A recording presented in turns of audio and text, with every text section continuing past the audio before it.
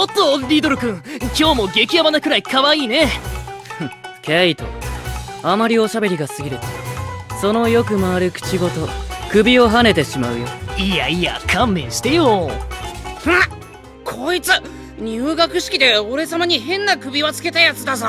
君たちは昨日退学騒ぎになった新入生か。人のユニーク魔法を変な首輪呼ばわりするのはやめてくれないかな。まったく学園長も甘い。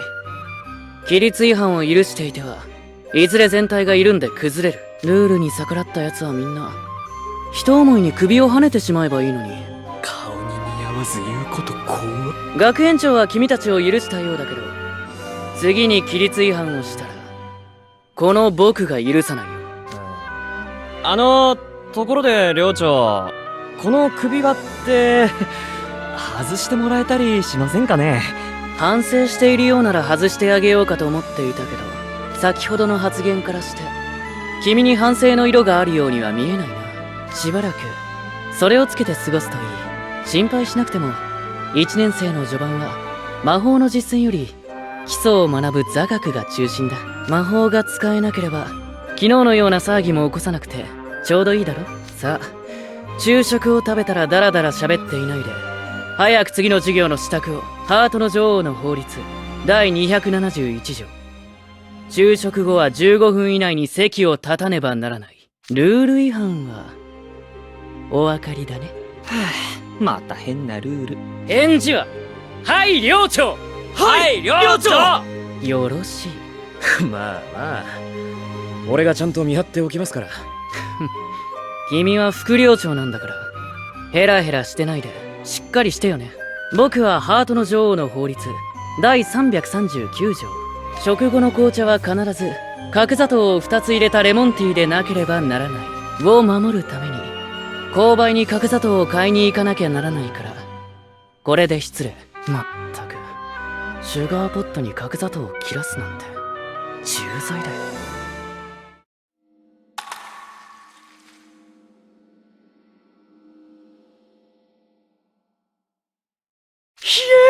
焦ったー。超感じが悪いんだぞあいつ。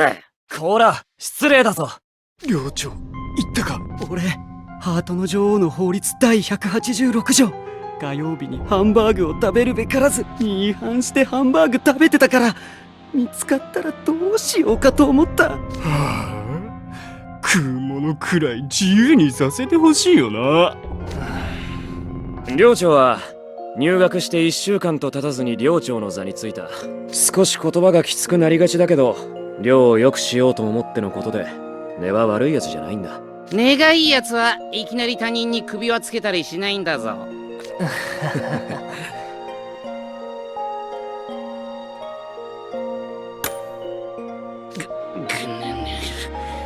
でもあの首はいきなり魔法が使えなくなるし苦しいしで最悪だったんだぞ。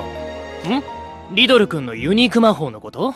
ユニークということは寮長独自の魔法ということですか？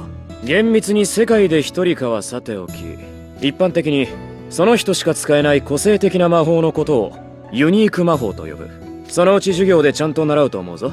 リドル君のユニーク魔法は他人の魔法を一定時間封じることができる魔法。その名もオフ・ウィズ・ユア・ヘッド。名前がもう怖えのだ。魔法師にとっては魔法を封じられるのって首を失うのと同じくらい痛いからね。ってわけで寮内ではリドル君のルールには逆らわない方がいいよ。逆にルールにさえ従っていればリドル寮長も怖くないってことだ。そういや俺タルト買って帰らないとまたケイト先輩に追い出されるわけ。そうだね、ハートの女王の法律第53条でそう決まってるからさ。あとリドル君は特にホールケーキの最初のワンピースを食べるのを楽しみにしてるから、きっとホールじゃないと許してくれないよ。仲良くしようとか言っといてそこは見逃してくんねえのかよ。それはそれ、これはこれ。しかしタルトをホールでってだいぶ高くないか？げえ、俺そんな金持ってないんですけど。じゃあ作っちゃえば？あのタルトも全部トレイ君が作ったやつだし。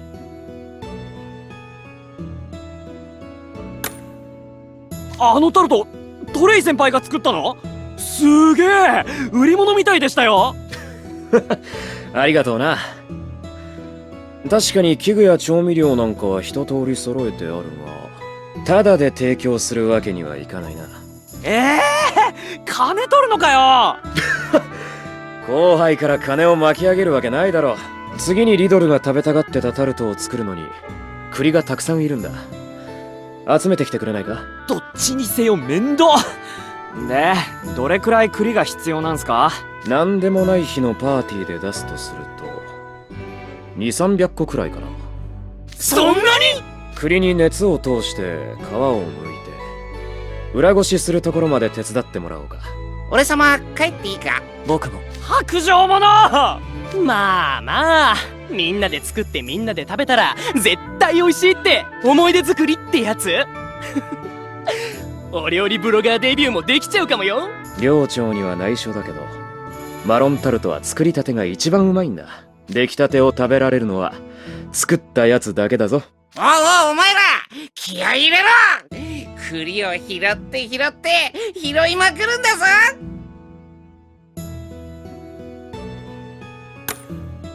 栗の木は学園内の植物園の裏の森にたくさんあったはずだ。よーし、じゃあ放課後植物園の前に集合で。ゴーゴー栗拾いなんだぞ。